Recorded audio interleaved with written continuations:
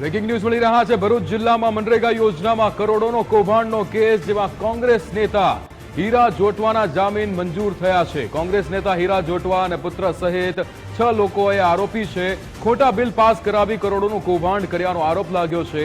વેરાવળમાં ઘૂંટાયો હતો મનરેગા કૌભાંડનો એકડો। એજન્સીના માલિક સરપંચ બન્યા પછી કૌભાંડ થયું હતું। જલારામ અને મુરલીધર એજન્સી દ્વારા કૌભાંડ થયું હતું। હીરા જોટવા પરિવારજનોના ખાતામાં રૂપિયા જમા થયા હતા। ભરૂચના આમોદ, જંબુસર અને હાંસોટ તાલુકાની અંદર કૌભાંડ થયો। 56 ગામમાં મનરેગા હેઠળના 430 કામમાં 7.30 કરોડનું કૌભાંડ થયું છે।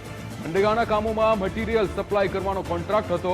વધુ મટીરીયલ બતાવી તેના ખોટા બિલ બનાવ્યા હતા। દિનેશ મકવાણા આપણી સાથે ફોન લાઈન પર જોડાઈ ગયા છે। દિનેશ, કોંગ્રેસ નેતા હીરા જોટવાના જામીન મંજૂર થયા છે, શું વિગતો? ચોક્કસ વાત કરવામાં આવે તો ભરૂચ જિલ્લાના આમોદ, હાંસોટ અને જંબુસરમાં 56 ગામોમાં કામ વિના જ 7 કરોડ અને 30 લાખની છેતરપિંડીની ફરિયાદ હતી, જેમાં બોગસ બિલો રજૂ કરવાની ફરિયાદ હતી। કોંગ્રેસના નેતાની સહિત લગભગ 8 થી 10 લોકોની ધરપકડ કરવામાં આવી હતી।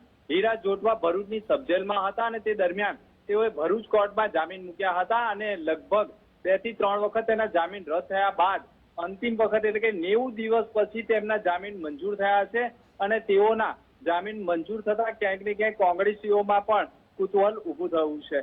ખાસ વાત કરવામાં આવે તો મનરેગા કૌભાંડ હજુ પણ ગુંજતું રહ્યું છે અને હીરા જોટવાના જામીન થતા અનેક શંકા કુશંકાઓ ઊભી થઈ રહી છે। જી બિલકુલ દિનેશ, સમગ્ર માહિતી સાથે જોડાવા બદલ આપનો આભાર।